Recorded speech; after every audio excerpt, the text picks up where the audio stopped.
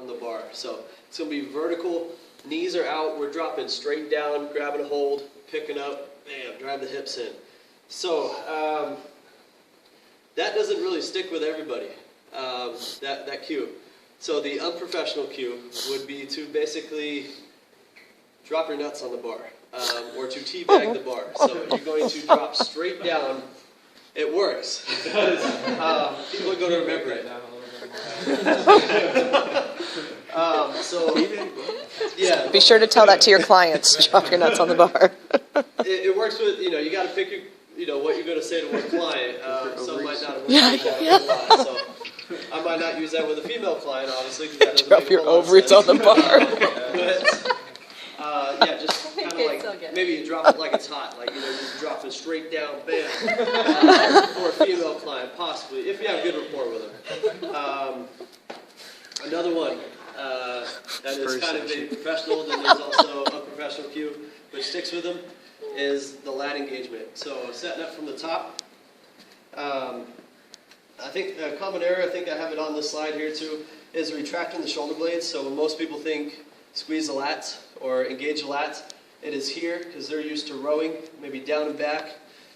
So they're going to squeeze back here. And notice how much shorter my arms just got from here to here. So I'm going to lose a little bit. And then I go down here, I have to get that much further down. So you want to engage them, but not draw them back. So that's why I like those Frankenstein arms and just try to bend in.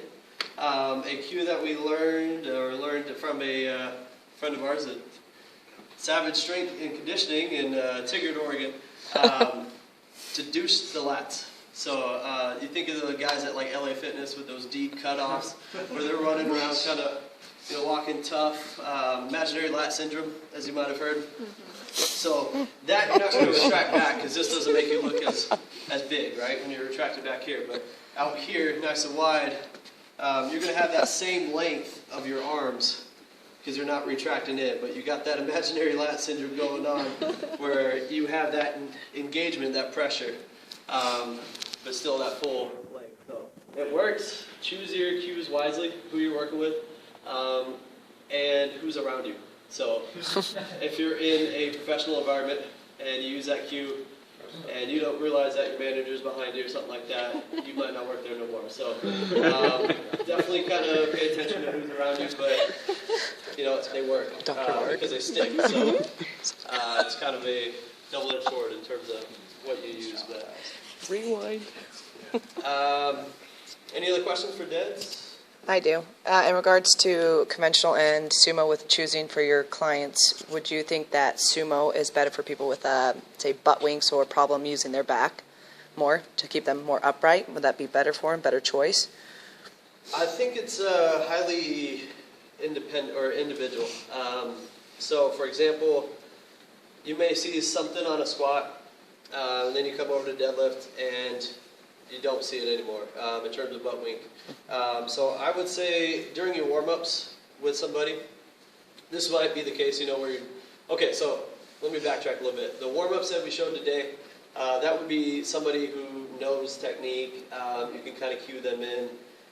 For somebody brand new to doing these lifts, warm them up with lightweight because you're going to teach them the movement essentially, and then kind of build into that. So that's okay if they get more volume. If you're going for maximum strength and advanced trainee, like Zach here, we may do something a bit more with that full warm-up where he's going to jump in at a heavier load. But a lighter or somebody that is brand new, you want to work with them basically, maybe even doing alternating techniques here. So have them try pull a sumo. If it doesn't look good, next set, conventional. If that doesn't look good, try a sumo. Find out which one works better for them. It might not be evident at, say, 135. So work your way up. Maybe each set you're having to warm up 1 to 2 reps.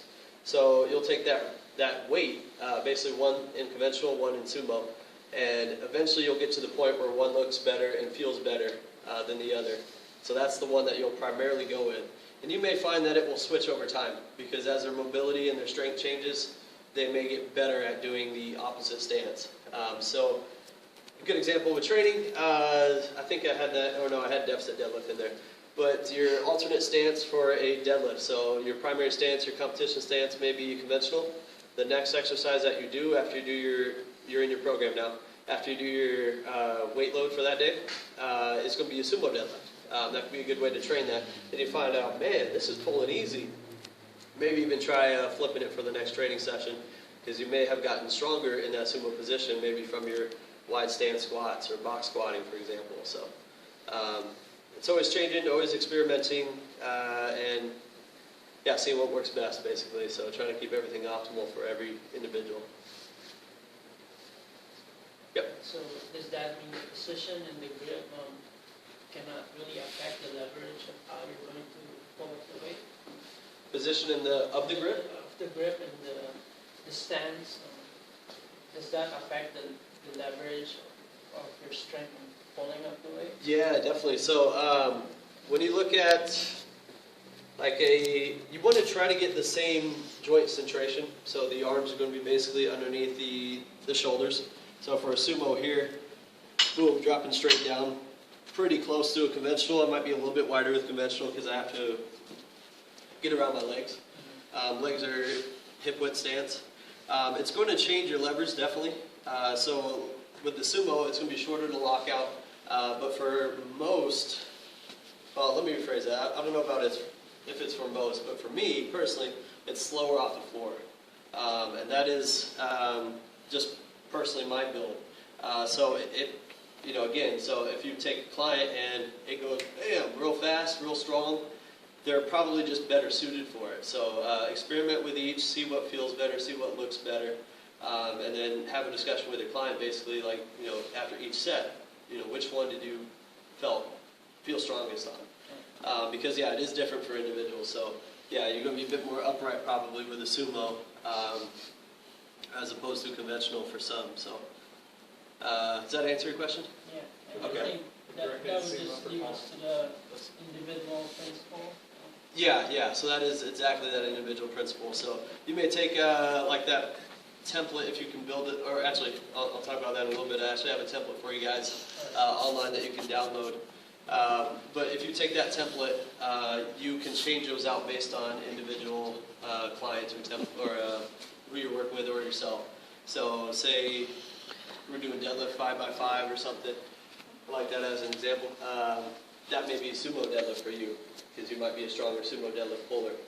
Then you might change the next exercise to something that is going to be better suited for that. So think of it more as a system or a template, and then you can plug in the personal difference or individual differences for that specific person. So.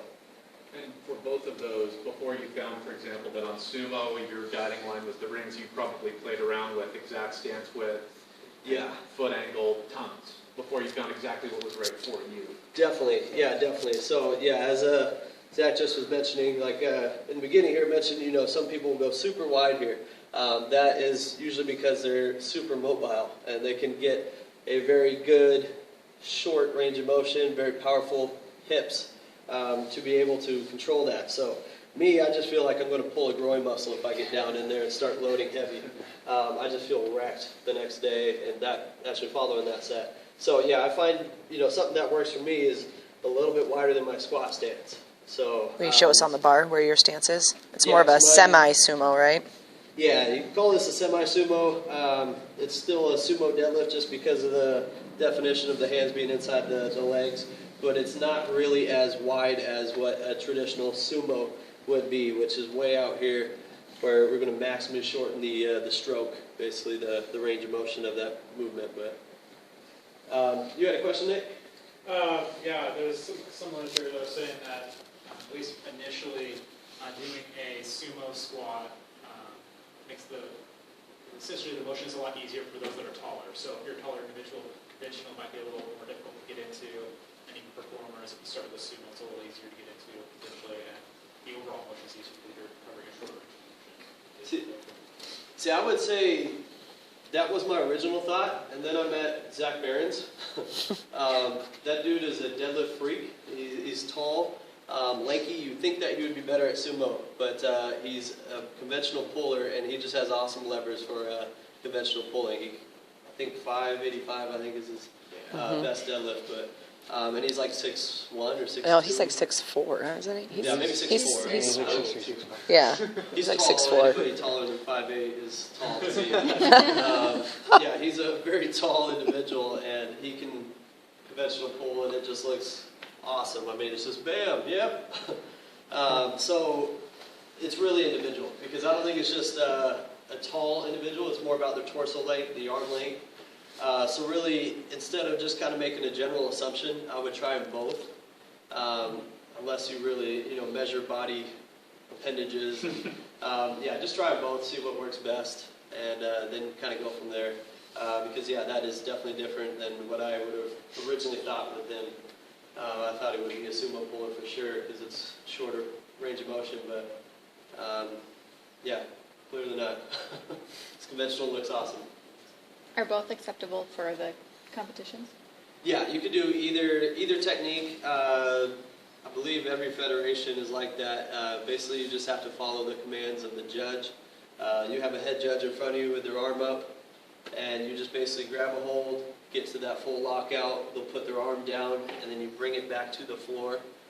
So you can't drop it. You have to lower it down. I like to call it a controlled drop. Basically, bam! You're holding onto it until it hits the floor, and then you should be golden. One thing with that brings up hitching. So this is a technique that is not allowed in most powerlifting federations. I don't believe any that I know of, at least, that will allow this. So you can see it in strongman training, also in some CrossFit fail videos. Very ugly deadlifts that get passed, because it's basically they just pick it up. It has to get to lockout. It doesn't matter how. So hitching would be when you get it up, get it on your legs, and basically slide it up into that position. There's some, I forget who it was, super strong person, like I think 700 pounds, where he's like here. He's a strong man, so I mean it's acceptable in a sport, not in powerlifting. But yeah, I mean, We usually don't teach our clients that, right? yeah, It's try to not avoid a proper. that. You want to keep it hip dominant, keep the back in its better position. So a lot of the powerlifting rules are really set in place, in my opinion, for safety. So bench press, for example, you have to, in most or maybe half federations, hold it out here, elbows locked, which I don't really like to have that height, or completely locked. Wait for a start command, bring it down to the chest. Wait for a press command, so that might be like a second, feels like 5 when you're in a competition. And then lock it out, and then wait for a rack command. So if you think about the practical aspect of that, yeah, it makes it a lot harder. You're not going to be able to do near as much weight, but you're going to be a lot safer, as opposed to, okay, I think I can do 400 pounds, it's bam, and then try to just drive it as fast as possible. There's going to be a lot more slipped bars on there, a lot more crushed ribs, or bruised ribs at least, from that high impact, because essentially in any sport, people are going to do what they need to do to be the best at that sport. So that would be, in terms of squat, it's acceptable to put knee wraps on in a certain divisions, so classic raw. So they tie those things as tight as possible to try to get the most rebound out of them. So that is just one thing that you can, an example of pushing it kind of to the extreme to be as good as you can at that sport. So, yeah, that answers that. That would have been a funny demo. Show somebody a competition wrap. Oh, yeah. We walk around. Any other questions at all? Or? All right. Well, I want to thank you guys. I do have a reference site, a website as well. You guys can follow me on idealstrength.com. I did upload something today, a post about this seminar, where I have a PDF of the note slides, and also a 3-week strength template that you can use